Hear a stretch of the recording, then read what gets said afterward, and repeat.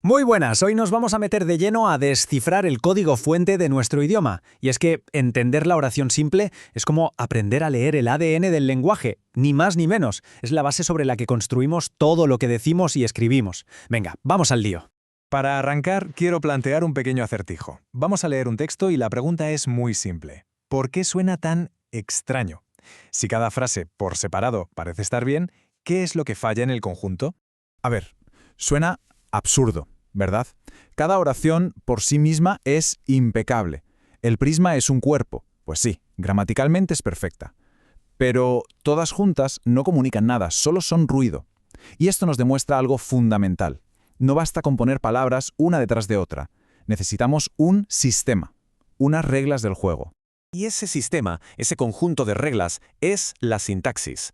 Pensemos en ella como el plano de un arquitecto. Nos dice cómo ordenar los ladrillos, que son las palabras y las oraciones, para que el resultado no sea un montón de escombros, sino un edificio con sentido, sólido y bien construido. Porque claro, una oración es mucho más que una simple fila de palabras. Funciona a varios niveles a la vez. A nivel semántico, tiene que tener un significado completo. A nivel sintáctico, necesita una estructura ordenada. Y a nivel fonético tiene esa entonación característica que nos dice ¡pum! Aquí acaba la idea. Todos estos niveles tienen que colaborar. Venga, pues empecemos por los materiales, por los ladrillos de nuestra construcción. En sintaxis, las palabras casi nunca van solas. Les gusta trabajar en equipo, en unidades que llamamos grupos sintácticos, o, como se les ha llamado siempre, sintagma. La idea clave aquí, la que lo explica todo, es la de núcleo. Cada uno de estos equipos tiene una palabra estrella, el núcleo, que es la que le da nombre y sentido a todo el grupo. El resto de palabras están ahí para servir a ese núcleo, para complementarlo. El primero y más famoso de todos, el grupo nominal. Su trabajo es básicamente nombrar cosas, personas, objetos, ideas. Su núcleo, lógicamente, es un sustantivo o un pronombre. Fijaos en el libro nuevo de historia. La palabra más importante, la jefa, es libro. Todo lo demás, el, nuevo, de historia, está ahí para darnos más información sobre ese libro. Luego tenemos el grupo adjetival. Su misión, describir, decirnos cómo es algo o cómo está alguien. Aquí, como su nombre indica, el núcleo es un adjetivo. En muy contento, la palabra clave es contento, y muy solo está ahí para darle más intensidad, para decirnos cómo de contento. El siguiente es el grupo adverbial, el especialista en los matices. Modifica al verbo, a un adjetivo o incluso a otro adverbio para decirnos el cómo, el cuándo, el dónde. Su núcleo, claro, es un adverbio. Palabras como lejos, ayer, rápidamente. Ojo que este es un poco diferente. El grupo preposicional no tiene un núcleo como los demás. Funciona más bien como un conector, como el pegamento. Siempre empieza con una preposición, que es lo que llamamos el enlace, y a continuación viene el término, que es otro grupo sintáctico. Su función es la de relacionar ideas. Y llegamos al corazón, al motor de la oración, el grupo verbal. Su núcleo es siempre un verbo, la palabra que nos dice qué pasa, la acción o el estado. Este es el grupo más importante, el centro de operaciones donde todos los demás grupos se van a conectar para formar el predicado. Muy bien.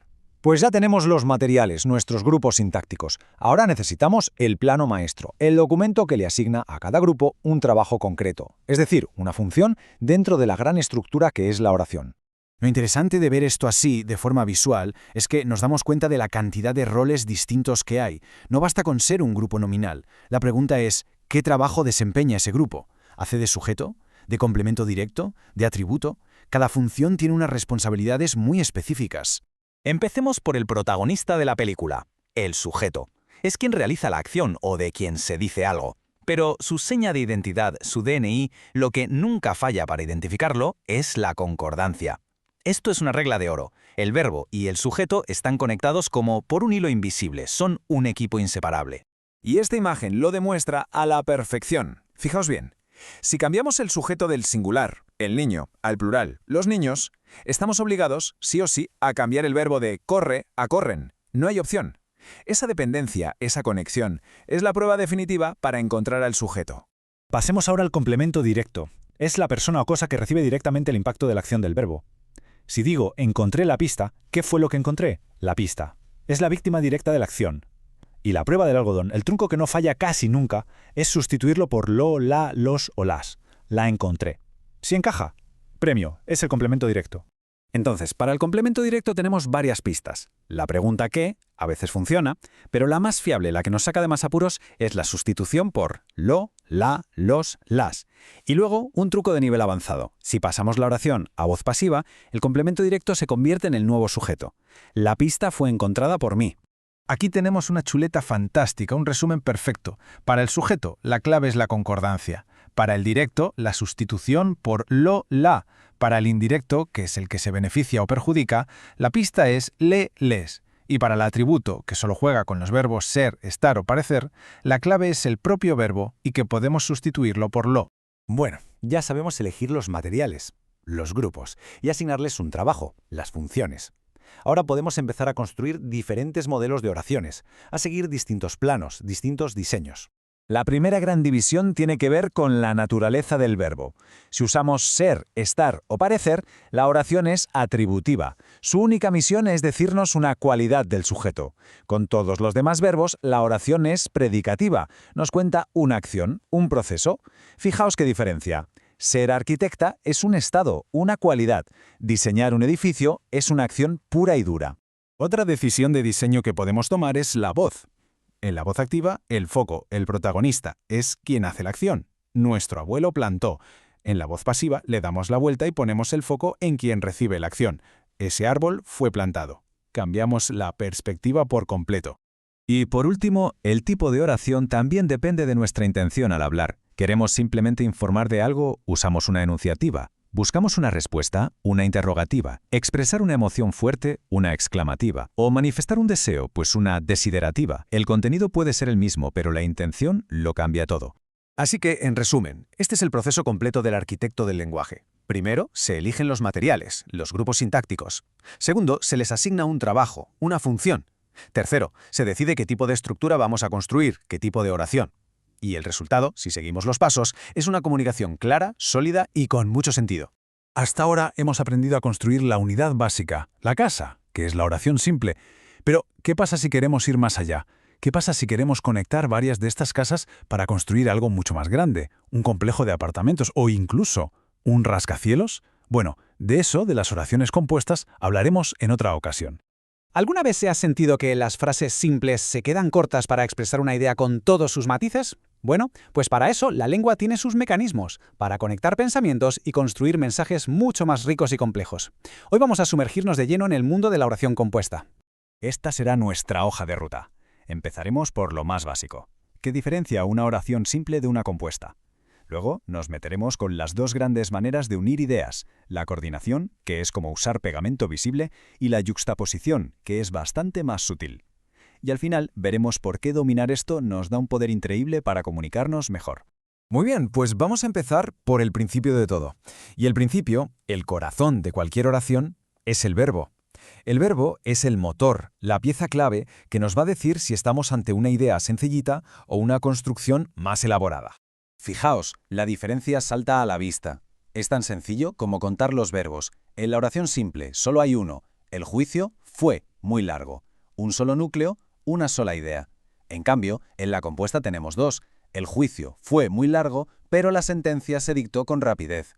De repente, ya no tenemos una foto fija, sino una pequeña historia con dos momentos.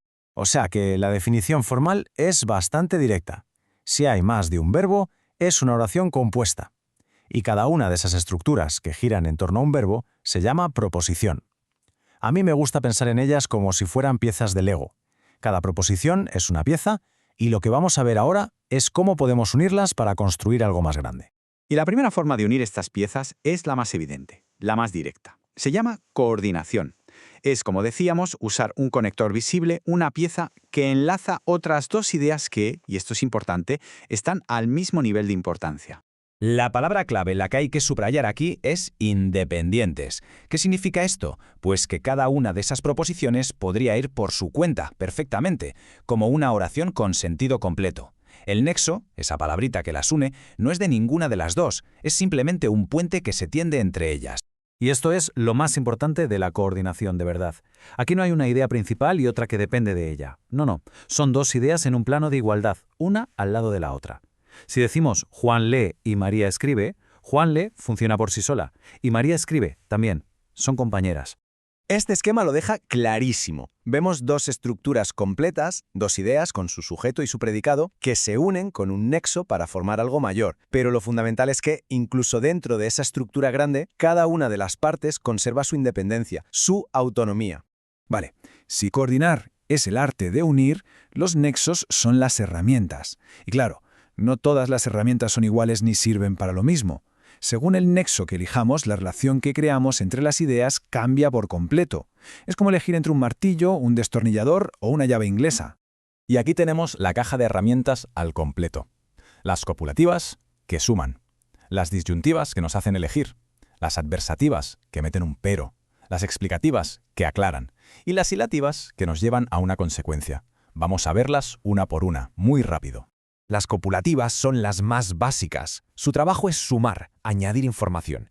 Me vio, primera idea. Me saludó, segunda idea. El nexo y simplemente las pone juntas, una detrás de la otra. Con ni pasa lo mismo, pero en negativo. Es una pura suma de hechos. Con las disyuntivas, la cosa cambia. Aquí se nos presenta una elección. El nexo o nos pone en una encrucijada. Hay que elegir entre dos caminos que se excluyen. O vienes o te quedas. Las dos cosas a la vez no son posibles. Y aquí llega el gran protagonista de muchas conversaciones, el pero. Las adversativas crean un contraste, una oposición.